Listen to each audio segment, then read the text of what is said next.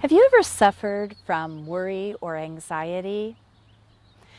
In my early 20s, during an unhappy marriage, feeling depressed and pressured to get on with my life's work, I began having severe panic attacks in which I was convinced that I couldn't breathe. This was pre-internet. No Googling how to cure panic attacks. Instead, I was referred to a local panic support group. I spent the meeting in a state of outrage over what I heard.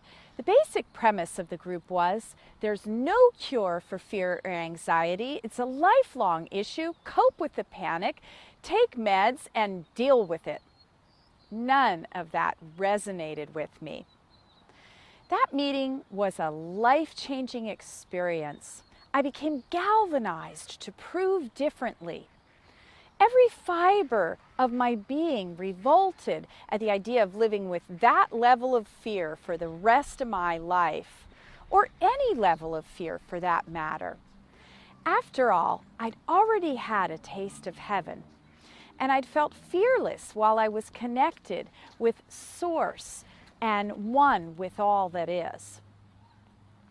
At the thought of never having that feeling of freedom again, I felt a resounding no way screaming through my entire being.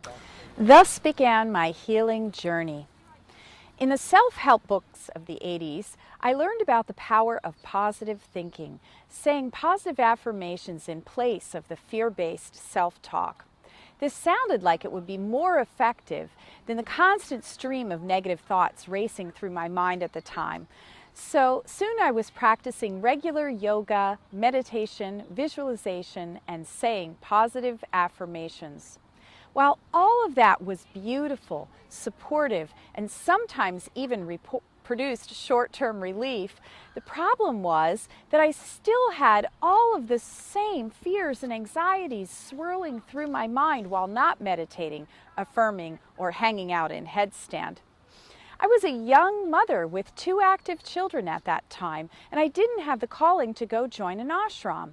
Having spontaneous, unplanned panic attacks was not an acceptable option. Eventually, using positive thinking caused me to feel incredibly frustrated because while I felt better for brief moments, my outer results stayed basically the same. I was having regular panic attacks, even while affirming I am now at peace with my world. All is well. Translation: my life was still filled with pain, fear, and suffering. My frustration caused me to grow adamant about learning how to make lasting change.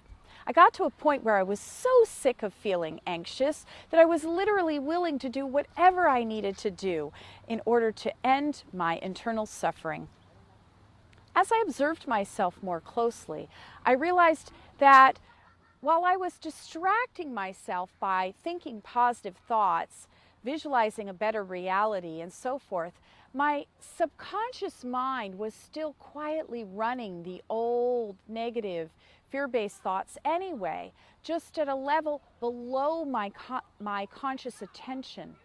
The truth was that there was a part of me that didn't believe my positive affirmations. The higher part of me believed, but there was a part of me saying something under my breath like, "This is bullshit. You don't really think this is going to work, do you? You're such a stupid idiot. I can't even believe you're saying all of this crap." And so forth. Once I clearly heard that part of myself that was negating all of my positive thinking, I realized that just by running around saying affirmations all day, I was trying to brush my issues under the rug rather than actually healing them. I knew deep down that there had to be a better way. Yet there I was, having random panic attacks that came on without warning and left me feeling sick, shaken, and drained with despair. I went through a phase where I was completely angry with myself for all of my fears. How dare these fear thoughts keep running through my mind without my permission, I thought. Eventually, I decided that I was done with my fear and that I would do whatever it took to make it go away. I said no to my fear thoughts. They came back. I got mad at my fear thoughts. They came back. I berated and screamed and criticized at my fear thoughts. They came back. I begged and pleaded and bargained with my fear thoughts. They came back. I did my best to avoid, distract, ignore my fear thoughts. They simply kept coming back. Finally, at my wit's end, I surrendered, trying to will my fears away, and I simply asked my inner guidance for assistance. I was shown that I needed to respond differently to my fear. In fact, I was guided to fully accept my fear in order to heal and resolve it for good. And I don't mean accept it the way that panic attack support group meant accepting, as in you'll have to deal with your anxiety forever. I mean accept it as in love, honor, embrace kind of accept it. I was told to start listening to my fear rather than trying to get rid of it, stuff it, hide it, pacify, soothe, ignore, or distract. Wow. Accept my fear from a loving perspective? What a new concept. There's a universal law that states, what you resist persists.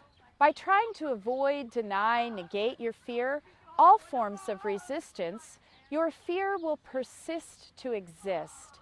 Loving and accepting your fear will produce an entirely different result. Your fear will immediately begin to calm down, to melt, and to dissolve into nothing in the presence of your compassion. To heal worry, anxiety, or even panic, just begin listening to yourself from a place of love, acceptance, and compassion. Say, when I feel anxious, I can listen to my fears and apply love and compassion to the part of me that feels scared. You are so worth becoming free of the fear. Action step. Stop resisting the fear and begin to listen to your fear-based thoughts with love, acceptance, and compassion. Declaration. I accept every part of myself as worthy and lovable. I now listen to my fear thoughts with loving acceptance and compassion. I hear myself fully. Many blessings of joy and vibrant freedom.